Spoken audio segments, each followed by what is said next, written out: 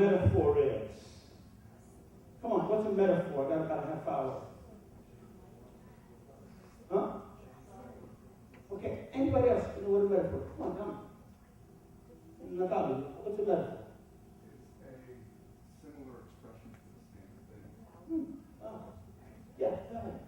A comparison between two things without using the words like or as. Okay, Miriam, right forever.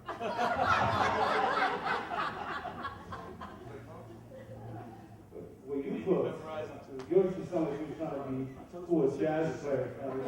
It's, you know, the similarity between two things. She said it's the actual, tell us again what that's there. It's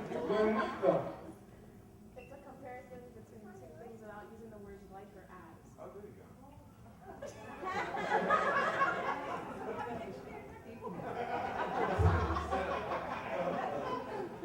Lazy to have Google. Yeah.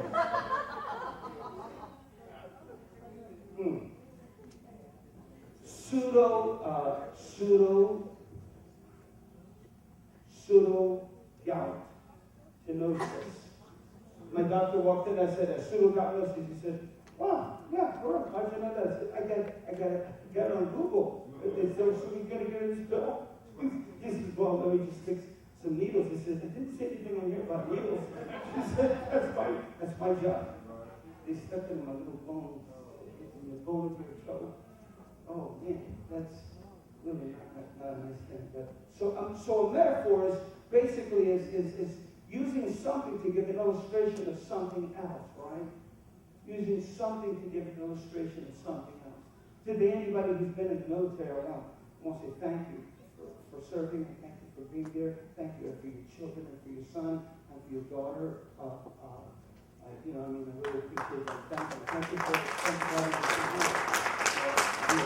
We are so proud of him, by the way. He comes to my house a lot again, and I like it. I like it a lot.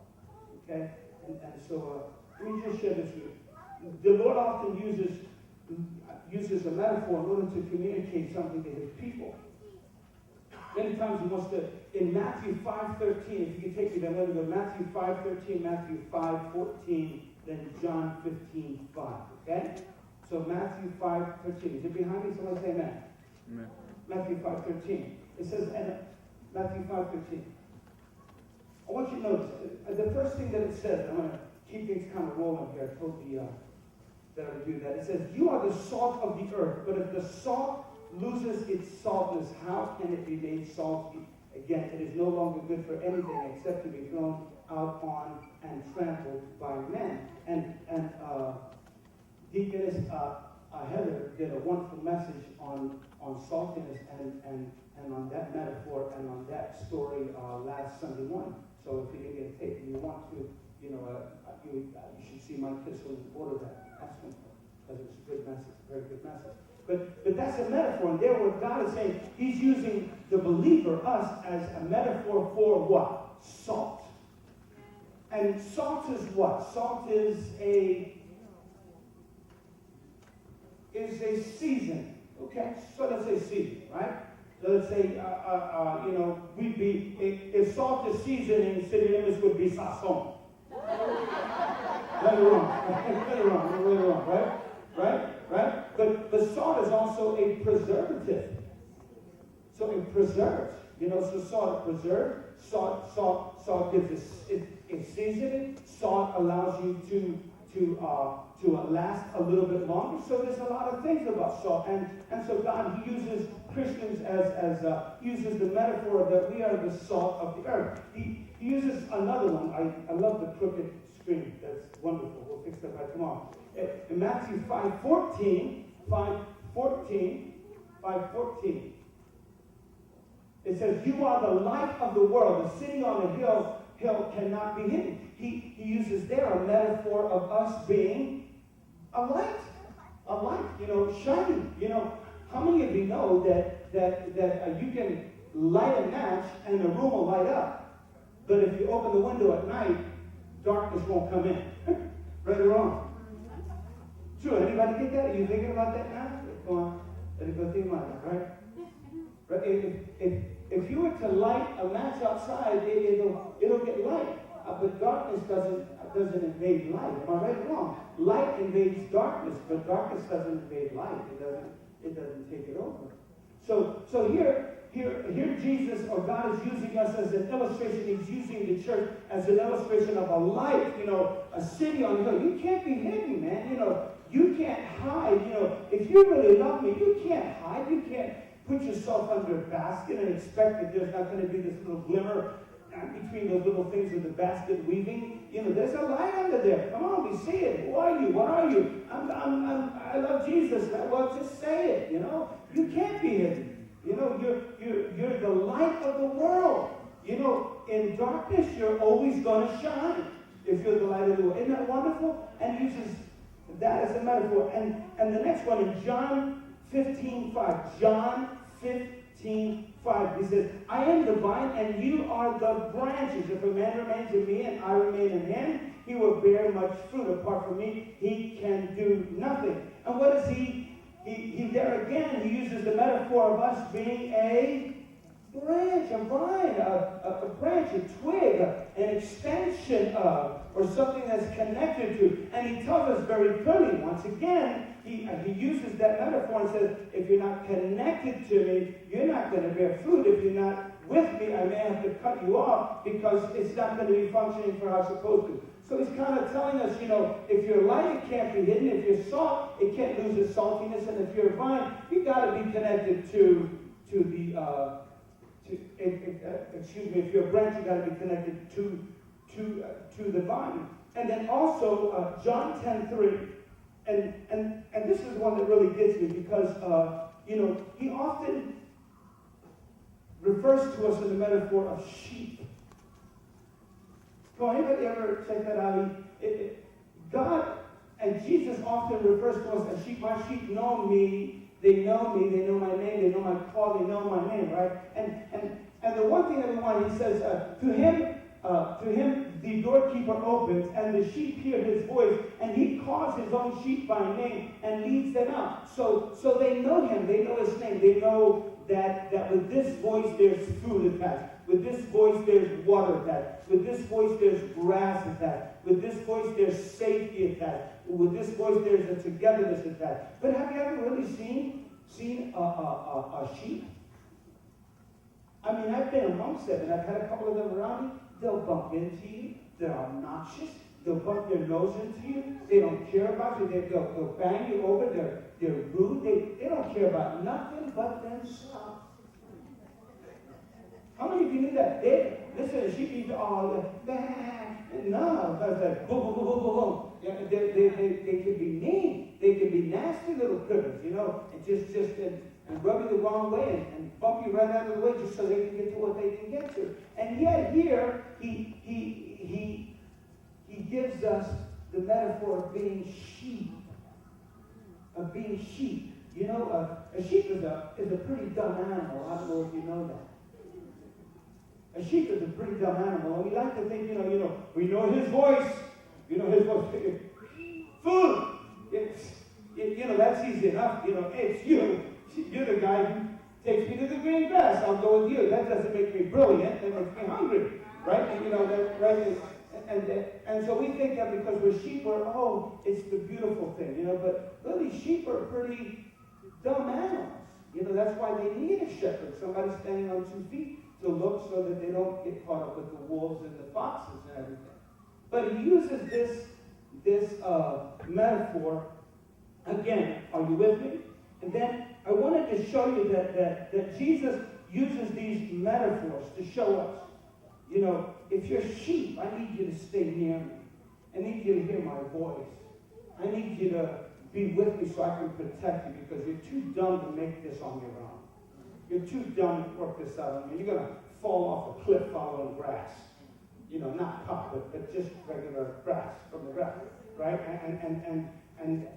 And if you're a branch, you need to stay connected to me.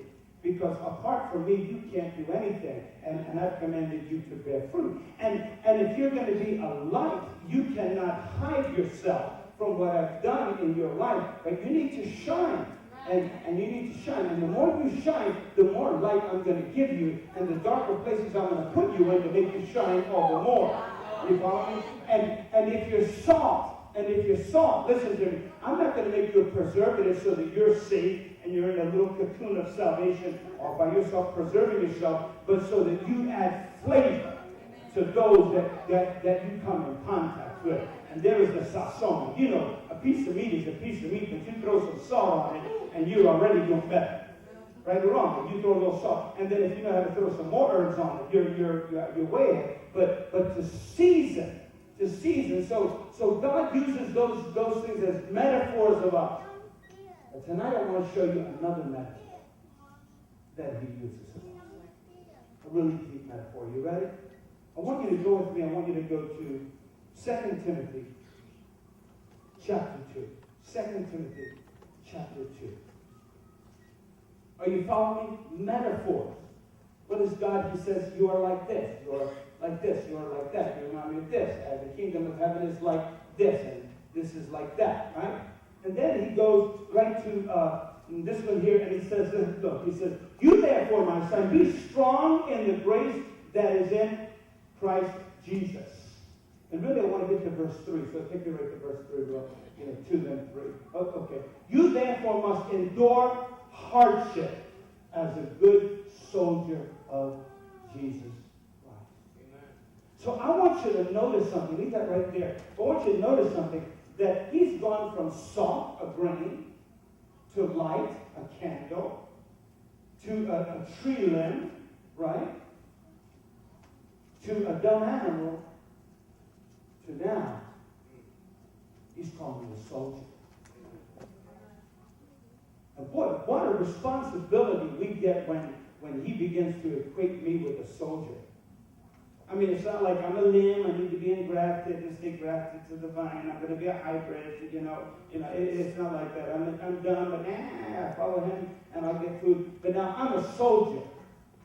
And a soldier usually has their marching orders and has their reason for being. And he's telling them right there, he says, you therefore must endure hardship as a good soldier of Jesus Christ. I want you to know that who's talking here. Let me put it in context. Let me do some wraparound. St. Paul, the Apostle Paul, is talking to his son in the faith, Timothy, who at this time is about 24, 26, running a church of about 20,000 in history. Are you following me?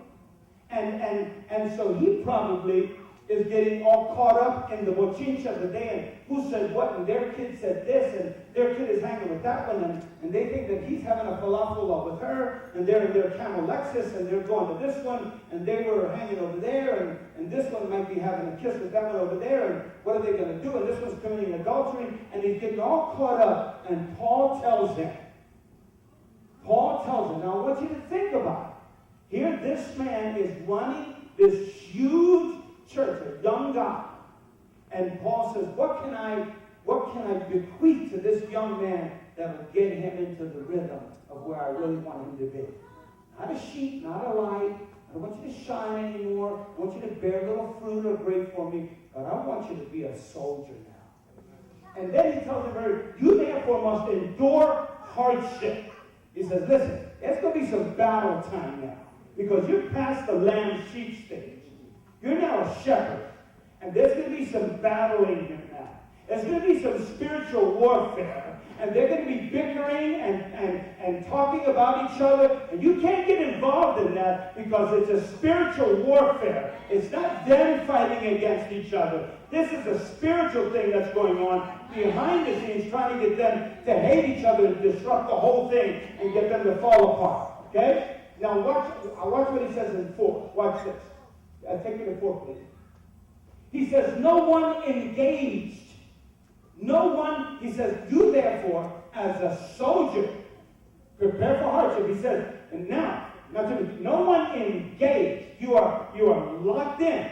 No one engaged in warfare entangles himself with the affairs of this life, that he may please the one who enlisted him as a soldier. Bottom line, they had a couple of soldiers a few nights ago where I heard them say that 2 sailors went missing, right? In Cabo, I think. And look, I want nobody to go missing. But one of the things that somebody said flippantly, and it kind of hurt my feelings, is that, well, we don't really know because they weren't on any official leave or op or mission or anything. They may have just been joyriding and out, right? And I'm getting like, huh? Joyriding in Cabo? You know, maybe just going out to see something, and you know, they found one dead, and I don't know, I think they're still looking for the other. But the bottom line of what I'm saying is that a soldier, you don't entangle yourself in the things of this world. You don't entangle yourself to go out and see if you can find some money. You don't entangle yourself in the little things. You got to stay focused on the main thing. And the main thing is that God's people need to be getting closer to Him and less close to talking about each other and all the little things that go on in life. These things are going to happen. Rain is going to happen. Things are going to happen. Flats are going to happen. Money's going to get lost. Things are going to get stolen. These are going to happen. But you got to endure this hardship. Don't get caught up in that. Entangle. In the Merriam-Webster dictionary means to, somebody give me a definition for entangle, who wasn't with me this morning. Go ahead. Somebody, entangle? Anybody? What's it mean? Huh? Snare. Good word. Good word. Okay. Good word. In the Noah Webster from 1850, and I have that dictionary wrong, because it's the only one that still has everything in Scripture. Everything is Scripture. It says, don't be entangled, don't be twisted up. It says, you get so twisted up that it's almost impossible to get out. You get so entangled that you can't get yourself separated. You can't separate from it. Even if you do, a piece of the thing is going to come with you. And what he's saying is, listen, if you're going to be a soldier for Christ, Timothy, if you're going to be a soldier, not a sheep, not a light, not a limb, not a lamb, if you're going to be a soldier, you're going to lead these people, you're going to have to not get involved in the little minutia that goes on here and there. Because I need you to do some bigger and some greater things. I need you to teach these people and train them that there's some bigger things that are going on. Not these little things about whose dress is the nicest and, boy, that's kind of tight and she getting close to the pastor. He's showing off and he's kissing up and he's doing that, you know. Not all that, but don't get involved in that. Because he was trying to tell Paul was trying to tell Timothy, you're a young man and you're going to get caught up in all the business and all the affairs of all the people and everybody and trying to fix everything. And in trying to fix everything, the light's going to go out. The light's going to go out and you're going to get snared and you're going to get entangled and you're going to get caught and you're going to get trapped and you're going to be doing the wrong thing and you're going to be taking a ride on the wrong side of Cabo when you were supposed to be watching the gate. You're going to be doing the wrong thing. And how many of us know that sometimes small things come along and they catch our ear, we start to listen to that, and before we know it, that's got our full attention. Right? Or people will manipulate you into thinking that I have to fix that, or that I have to do something, or I have to be on their side if I want to be their friend. Right or wrong? But the point is that here I'm trying to show you that God has always used you as limbs, as He's used you as lights. He told you, light, shine, and shine in dark places. Shine. Let them know what God did for you and what He's doing for you daily. Shine. Shine for Him. Be a lamb, man. Listen to me. And by being a lamb, he means learn His voice. Don't just go follow anybody that comes along because it could be a wolf. And you just say, come on, I'm going to give you food and you're dinner. Right? So he's trying to tell you, learn His voice. That's the reason he says that. Not because lamb is the best metaphor for a Christian. It's not the best. They're dumb animals. But he said, if you need to, at least know my voice. That's the point of that metaphor. Know my voice. Know the voice of the one that cares for you. Know the voice of the one that protects you. Know the voice of the one that leads you, guides you, directs you. Know the voice of the one that sleeps at the gate where things enter in and go out from where you are. Know that voice. And then he says, but then there's a greater thing that you have not seen that I've called you to be. And the metaphor of that is soldiers. He said, now I want you to be soldiers. I want you to be soldiers for me. I want you to be soldiers. What do soldiers do? Soldiers, listen to me. In the Marine Corps was, this is my gun. There are many like it, but this one is mine. I learned how to take it apart. I learned how to put it together. I learned how to shoot with it. I learned how to clean it. I learned how to maintain it. Am I right or wrong? Anybody in any branch of service knows, you learn about that. If you were in the army, right? I'm courage. I never leave a man behind. I have pride. I have courage. I have this. I have loyalty. Loyalty, all these things go. And why would he say that? He's saying, this is what a soldier does. And you got to make a decision. You want to keep being sheep? You want to become soldiers. Let me take you on a little journey. I'm going to show you what I mean. I'm going to show it to you. Matthew 8:5. Matthew 8:5, please. Watch this. This will blow your mind.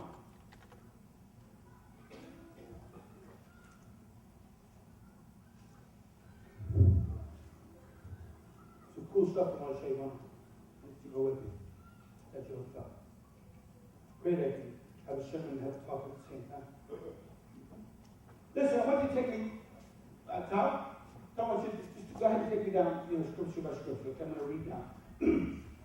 Now, when Jesus had entered Capernaum, a centurion, I want you to remember that, Italian, centurion.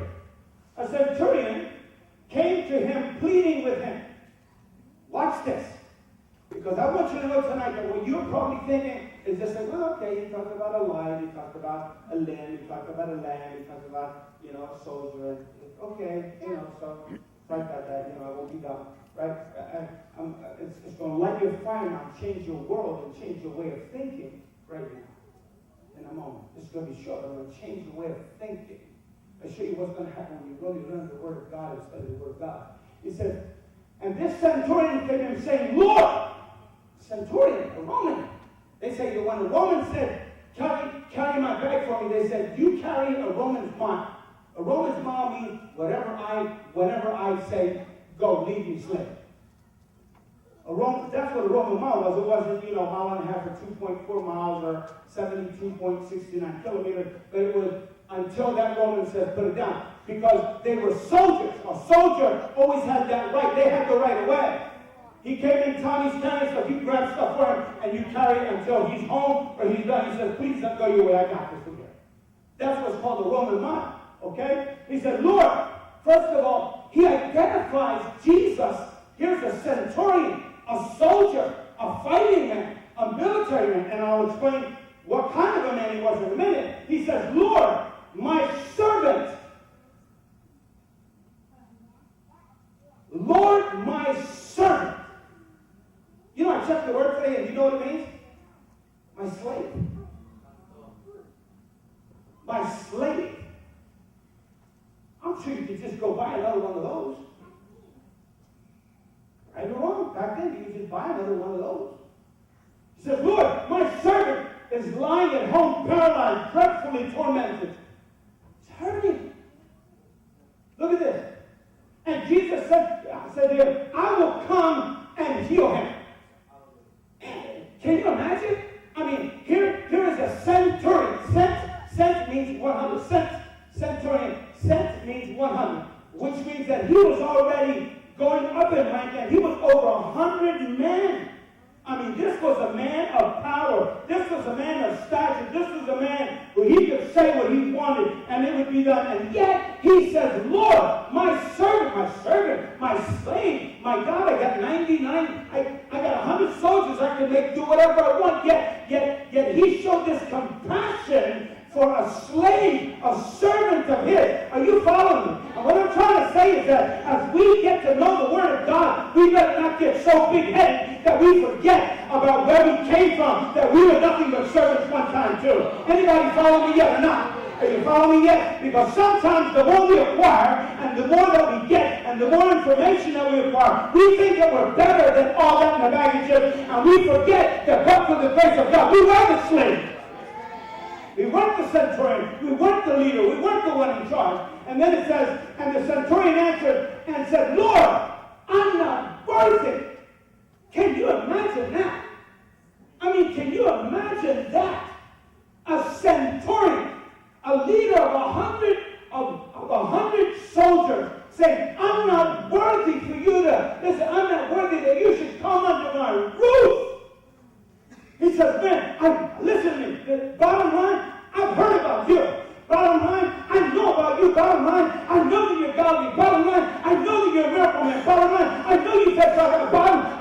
walk on water. I know you raised the dead. I know you calmed the storm. I know you fed these people. I know you healed the leper. I know you raised the little dead girl. I know you did that. Far be it from me. I'm not listening to me. I'm far from that kind of man. And you can't even come into my house.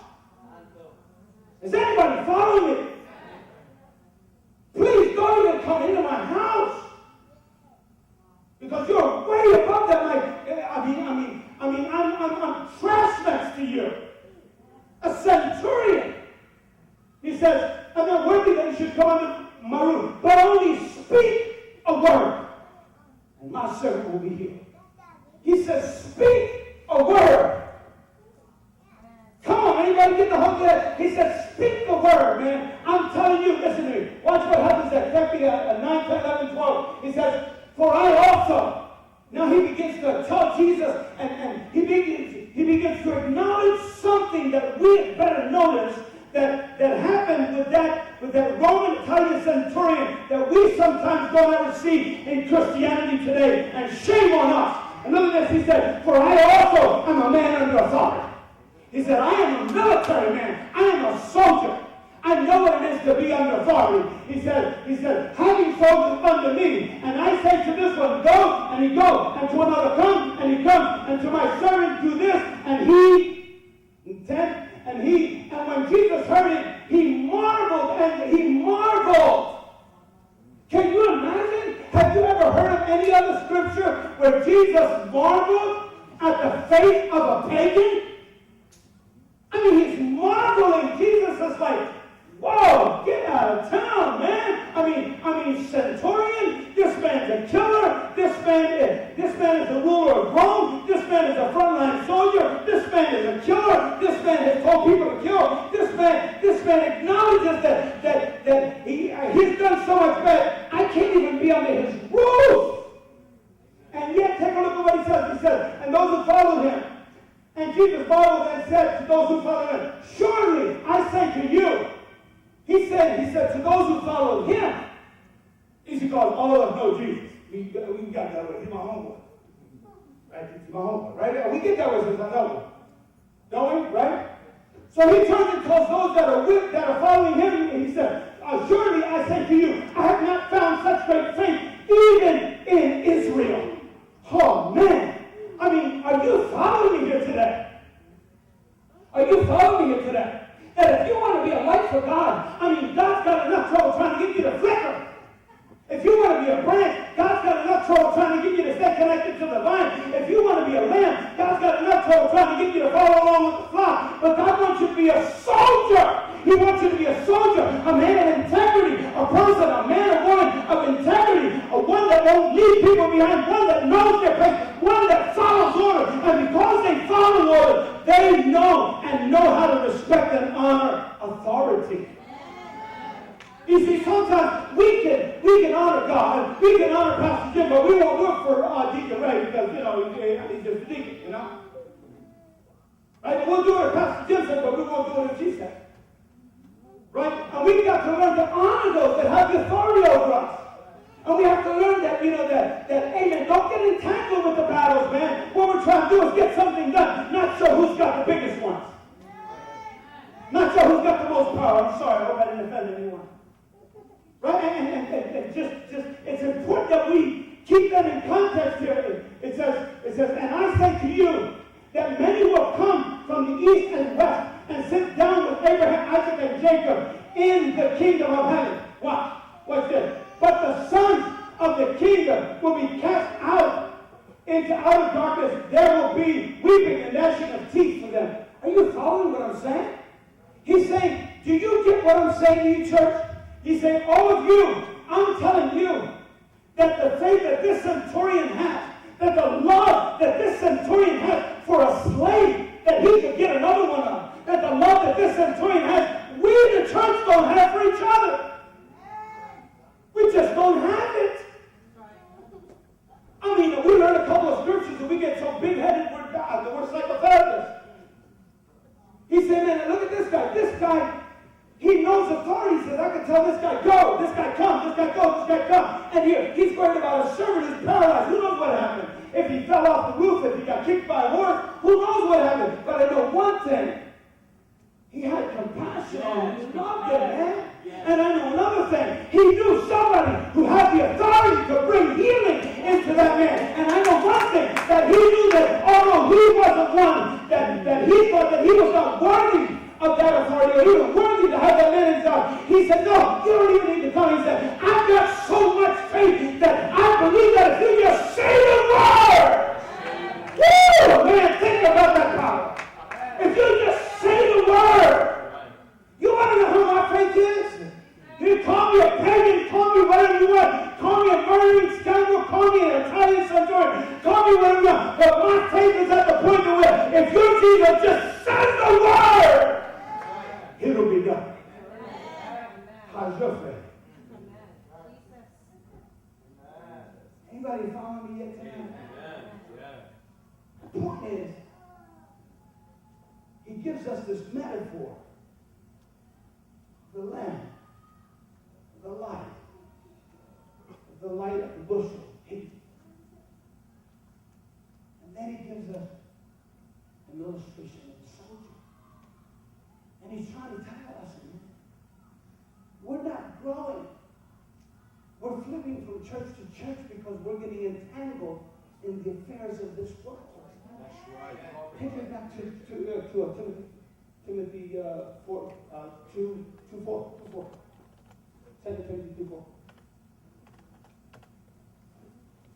Because we're getting entangled. Is it possible that we're getting entangled? Sometimes, who's saying what about who?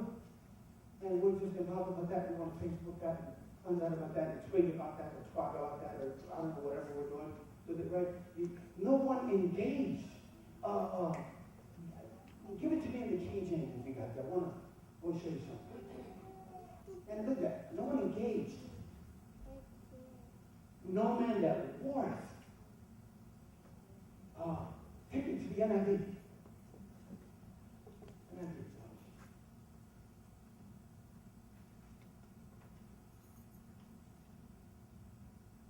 Look at it.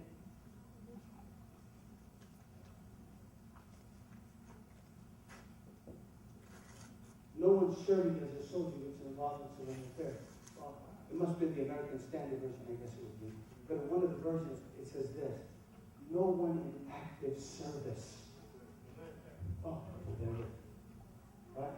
No soldier on service entangles himself in the affairs of this life, that he may please the one who enrolled him as a soldier.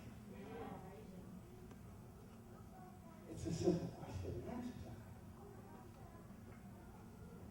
Jesus is taking you from a lamb to a sheep, to a light, to a tree branch, to saying if you got food and no fruit. So now he's saying, I'm really needing some soldiers. I need some leaders. But leaders that when they get to lead, I want to show you what kind of leader I want. Here's a man who has little to no faith, knows his sin. He knows his crime. He would even be ashamed of be gracing his house, and I'm sure it's not because he's got an overlooked hammer. Probably all the gods or stuff he's got there, right? All the idolatry. But he says, this is the kind of soldier I want you to be. If you want to lead, hey, there's room to lead. But you're going to have to lead with this kind of heart. That when all these people are under your care, you can do what you want. And there's one back there, and he's kind of smelling kind of a bum. And I go, having a meeting here, sir. Yeah, thank you. Go outside. Thank you. And just like, oh, that was you last year when we found you. That's right. Talking to me about being a leader. That was you. And you forgot. Amen. Anybody here at the Army? Anybody know the Army's creed? Army's creed with what? Army's creed with what? Come on. Oh, something. Faithful, loyalty, and protect. I never leave a man behind. I do my orders, I commit my orders until the very end. I'm faithful to my country and to my country always over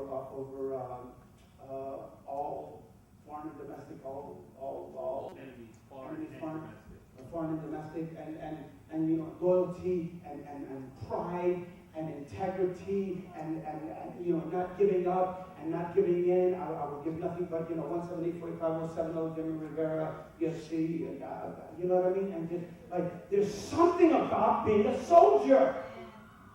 There's something about knowing of discipline. And Timothy says, well, he did not give you a spirit of fear, but a spirit of love and of power and of discipline, of a sound mind. And I think we need to know that you know, that playing this whole church thing and part gossip and playing church and this and playing church and that's really getting us nowhere. What we want to do is to become people of integrity.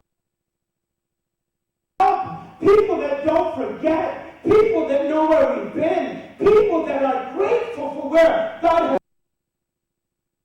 thankful for where God has brought us to, people who remember what it was to be hungry, people who remember what it was to be cold, people who remember what it is to be thirsty, and the people who remember, that's what makes you a great leader. It's when you're so humble, and then you say, I'm not worthy of this. I won't even make you go. Listen, I'm a centurion. You make a promise to me and you don't keep it, I'll be back and cut your head off. He's saying, listen to me. This is my faith.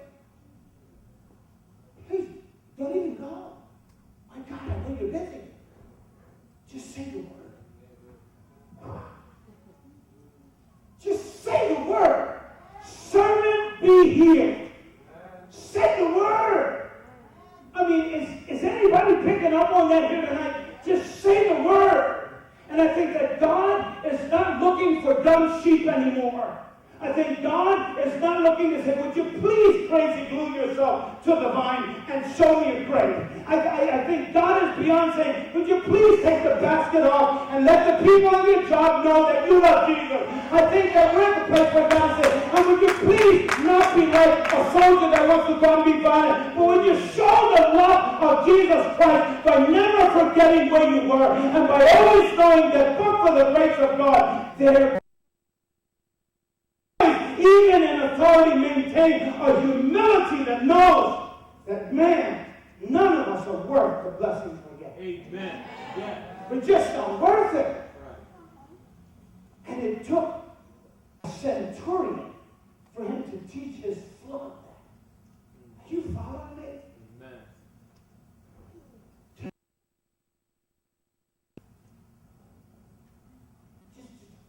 raise your hand, honestly. If you were soldiers for God, if everybody in this church had the same attitude as you, where would this church be? Ask yourself that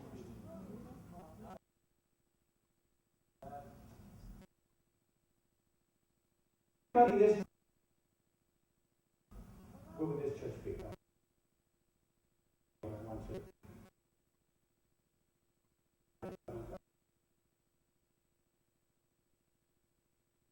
So there's got to be some. There's got to be some that have loyalty here. There's got to be some that have courage here. I mean, soldiers are courageous. I say, I'll step into battle. I'm not leaving one behind. I'll go. Honor, but listen, I'm going to go back and I'm going to fireman carry his butt out of the woods because that's what I'm going to do. I'm not saying. I got to sneak a foxhole next to you. I need to trust you. I need loyalty here. I need some integrity here. I need some honesty here. Right. And no soldier entangles himself. You don't get trapped up in the things of this world. We have a higher calling. And that calling is that, hey, it doesn't matter how much juice I got my Tropicana. I got a slave that I know. And he's hurting. And he's in tremendous pain. I want him touched by the only one true God that can. Hey, listen, don't even shrug. Just say the word. me having that much faith in it, you say it. I'm on my way 5 miles back home. I know it's done. Huh? How many of us need to work on honor to God? How many of us say that we need to work on our integrity? How many of us need to work on our Lord? No, it's okay. Well, the authority, God says that He would, honor them that have the rule over you, that they may give a good report and not a bad one, for God be unprofitable for you. What do you think God is saying? God is saying, all of us, even this centurion said, hey, I give you Jesus. I'm a man of authority too. I'm under the authority of Caesar and all these people, and I also have them, and they're under my authority. So I respect things. Hey man, I totally get that. But some of us don't get it.